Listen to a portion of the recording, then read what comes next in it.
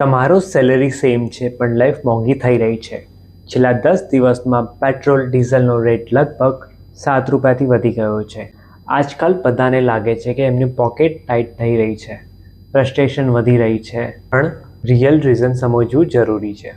Recently મેં 2 podcast જોયા, રાજ સમાની સાથે જયંત મુદ્રાનો ઇન્ડિયાઝ રિયલ ક્રાઇસિસ અને પ્રખર ગુપ્તા સાથેનો શશાંક ડોપાનો ઇન્ડિયા INR ક્રાઇસિસ. આ તમારે જોવો ઘણો જરૂરી છે.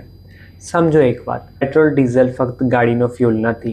દેશમાં જે પણ મૂવ થઈ રહ્યું છે, શાકભાજી, ફળ, દૂધ, ડિલિવરી, સિમેન્ટ, બધું ફ્યુલ પર ટ્રાવેલ કરે છે. જ્યારે ફ્યુલ મોંઘું થાય છે ત્યારે લોજિસ્ટિકનો કોસ્ટ વધે છે અને ધીમે ધીમે દરેક વસ્તુ મોંઘી થતી જાય છે. તમારા ફ્રીજથી લઈને સ્વિગી ઝોમેટો સુધીનો બધા પર તેનો ઇમ્પેક્ટ પડે છે. અને એકચ્યુઅલ પ્રોબ્લેમ શું છે? Our daily lifestyle is getting expensive, પણ આપણે એટલું કમાઈ નથી રહ્યા. સેમ સેલરી, દર મહિને ખર્ચો વધતો જાય છે. આજે એક રિયાલિટી વધુ સમજો.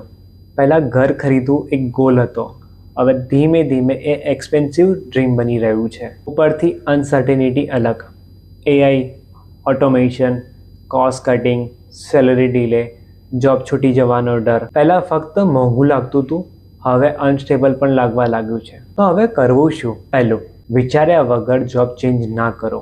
ફક્ત સ્વિચ નહીં, સ્કિલ અપગ્રેડ કરવી જરૂરી છે.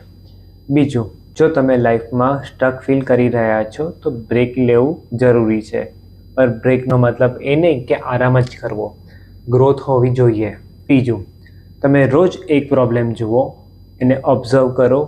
દરેક પ્રોબ્લેમ પાછળ એક સોલ્યુશન અને સ્ટાર્ટઅપ આઈડિયા છુપાયેલો હોય છે. જો તમને પ્રોબ્લેમ સોલ્વ કરવાની હેબિટ ડેવલપ કરી લેશો તો એક દિવસ તમે પોતાનો બિઝનેસ અથવા સ્ટાર્ટઅપ પણ બનાવી શકો છો. અને એક વાત ક્લિયર સમજી લો, લાઈફસ્ટાઈલને મેન્ટેન કરવા માટે દરેક વખતે લોન લેવી એ સોલ્યુશન નથી.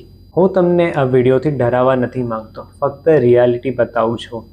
એટલે આંખો બંધ ના કરો, ઓબ્ઝર્વ કરો, શીખો, સમજો. અને જો આ વિડીયો રિલેટ થતો હોય તો આ વિડીયોને સેવ કરો, શેર કરો અને કમેન્ટમાં લખો કે ફ્યુલ, ફૂડ, સેલરી તમને સૌથી વધારે શું હિટ કરે છે. અને પોડકાસ્ટની લિંક જોઈતી હોય તો કમેન્ટમાં પોડકાસ્ટ લખજો. અને લાઈફમાં ફક્ત કમ્પ્લેન ના કરો, સમજવાનું શરૂ કરો. જય સિયારામ.